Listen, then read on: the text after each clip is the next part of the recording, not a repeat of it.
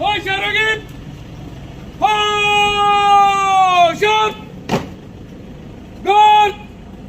Jangan selam jagib! Jangan selam!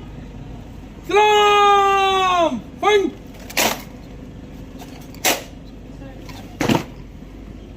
Guard! नीचे फंक करेगी नीचे फंक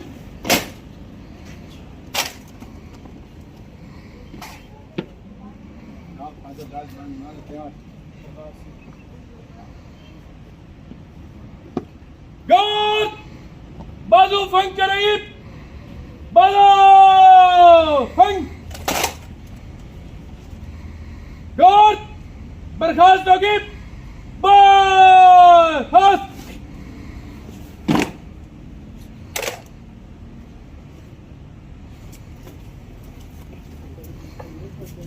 जी बिल्कुल, हम इस वक्त PHP 100 वाला चौकी पे मौजूद हैं, जहाँ पे आज RO गुजरावाला अब्दुल वहाब साहब तशरीफ़ लाए। उन्होंने आके इस चौकी का विज़िट किया। अब्दुल वहाब साहब क्या कहेंगे इस चौकी के हवाले से? नहीं, चौकी तो माशाल्लाह, अब चौकी तो चूँकि हमारी चौकी है तो ये बड़ी अच्छी चौकी है जी, बड़ी ज़बरदस्त चौकी है। आपने इफ्तिताह करने जा रहे हैं चंद ही दिनों में, इसमें जो है ड्राइविंग स्कूल का, प्लस आप इफ्तिताह कर रहे हैं ड्राइविंग का, ड्राइविंग लाइसेंस के हवाले से और टेस्टिंग का। इस हवाले से कब तक ही आप इसको जो है कंप्लीट करना कर रहे हैं? तो मैंने आपसे इसमें अभी टाइम है थोड़ा, लेकिन ज़्यादा टाइम नहीं है अभी, चूँकि इजाज़त मिलने की देर है। हमें नोटिफिकेशन हो चुका है, हम आराम से इसको किसी भी वक्त स्टार्ट कर सकते हैं। लेकिन चूँकि ड्राइविंग स्कूल्स के मज़ीद भी लवाजमात होते हैं, जिसमें हमें उनकी टेस्टिंग के LEDs वगैरह देखनी होती है, बकाया जो उसकी मटीरियल अप्रोचेज़ होती हैं वो देखनी होती है, तो इस हवाले से थोड़ा सा टाइम यही लग रहा है चीज़ों को पूरा करना। ये जो PHP है, इस हवाले से आवाम को क्या पैगाम देना चाहेंगे इसकी जो अफादियत के हवाले से? PHP आपके पास कवर करती है हाईवेज़ को, सिक्योर बनाती है हाईवेज़ को क्राइम के अगेंस्ट, ट्रैफिक के अगेंस्ट। अब इनको चलानिंग पावर दे दी गई है, इनको अपना स्मोक के अगेंस्ट एक्शन देने को कह दिया गया हुआ है। मज़ीद ये जो काम है इसको हम मज़ीद आगे लेकर जा रहे हैं, इसमें हम ड्राइविंग लाइसेंस देना शुरू कर रहे हैं और इस ड्राइविंग स्कूल्स इसमें से एक पार्ट है इसका सारा का सारा। इसके अलावा लॉस्ट एंड फाउंड रिपोर्ट्स हैं हमारे पास, फ्रंट डेस्क की जो सहूलियात हैं, FIR की कॉपी चाहिए, क्राइम रिपोर्ट करना है आपको, आप हमारे फ्रंट डेस्क पर आकर PHP किसी भी पोस्ट के ऊपर आकर आप ये कर सकते हैं। एक दफ़ा मैं जा रहा था तकरीबन गुजरात से थोड़ा सा आगे, तो वहाँ पे जो PHP के नौजवान थे ये गाड़ी को चेक कर रहे थे, उनकी लाइनें थी। उसमें प्रॉब्लम ये था कि उनके पास जो डिवाइस थी, उनके पास इंटरनेट की सर्विस इतनी अच्छी नहीं थी। सर्विस ना अच्छी होने की वजह से वहाँ पे ये प्रॉब्लम आया कि वो और गाड़ियाँ रोकते गए और लाइन लगी। इस हवाले से क्या कहेंगे? मैंने आपसे मतलब ज़िक्र किया है कि जो लाइनिंग वाला चक्कर है वो हमारी तरफ से सख्त हिदायत हैं कि लाइंस नहीं लगनी चाहिए। इनके दौरान ही आपके पास सारी जो लोग होते हैं, जो आपके पास गाड़ियां हैं, इश्तिहारी हैं, वो सारे निकल कर आते हैं, चेकिंग से निकल कर आते हैं। चेकिंग में ज़ाहिर है थोड़ा सा ह्यूमनली टाइम लगता है, लेकिन किसी को तंग करना, कोई गाड़ी को लाइनें लगवाना, ये हम में से किसी का मकसद नहीं होता। मकसद होता है कि हाईवे को सिक्योर बनाया जाए। मकसद होता है कि लोगों की जो मोटरसाइकिलें आपकी चोरी हो चुकी हैं साल हर साल वो बरामद की जाए। मकसद होता है कि जो आपकी गाड़ियां हैं, अब जैसे मैं आपको एग्जांपल दे रहा था, 2013 की चोरी शुदा गाड़ी बरामद हो गई। मुद्दई को यकीन ना आया, हमने उन्हें बताया कि जी आपकी गाड़ी रिकवर हो गई, आप अपनी गाड़ी आकर ले जाएं। तो ये सारा कुछ उसी सूरत में मुमकिन होता है जब आप चेक करें।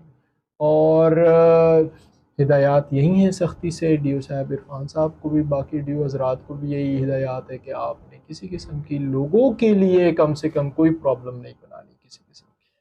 एक गाड़ी है, एक गाड़ी जा रही है, उसके ब्लैक शीशे हैं, उसके पास परमिट भी है।